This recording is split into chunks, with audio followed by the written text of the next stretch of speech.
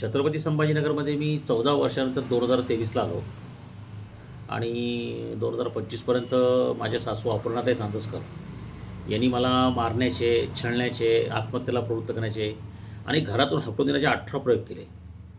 तरी मी सर्व्हाईव्ह झालो. माझ्या बायकोच्या मार्फत दहशत दाखवला, पोलिसांना लाच दिली, वीज कापली, पाणी कापलं, आसपासच्या लोकांना अन्नधान्य बंद केलं, पेशंट बंद केलं आणि मी डायबिटीसचा पेशंट असताना जेव्हा मी त्याला बदलो नाही, मी सर्व्हाईव्ह झालो आणि खरं म्हणजे मी इथे राहणारच नव्हतो. 10-12 वेळा मी सोडून जाणार होतो इथून. 4-5 वेळा मी आत्महत्येचा प्रयत्न केला. पण केवळ मनीषासाठी मी राहिलो. केवळ मनीषासाठी. आता मला अनेक पर्याय होते. मी वृद्धाश्रम शोधले होते. शिर्डीच्या मंदिरात मी जाणार होतो तिथे. अनेक पर्याय मी शोधून काढले होते, की नाही राहायचं मला इथे. पण मनीषाला ते सोडणार नव्हते आणि मनीषाचा भयानक छळ झाला असता आणि झाला पण. तरी मी तिला वाचवलं. तर अजून मी सर्व्हाईव्ह झालेलो आहे. पण आता मी ही जागा सोडणार आहे.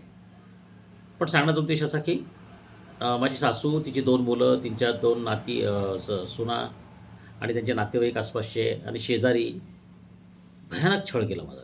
भयानक. शब्दात वर्णन करता येणार नाही. पण मी सर्व्हाईव्ह झालो. पण मी जाणार आहे इथून. आज, उद्या केव्हाही जाईन मी. आज 26 ऑक्टोबर आहे.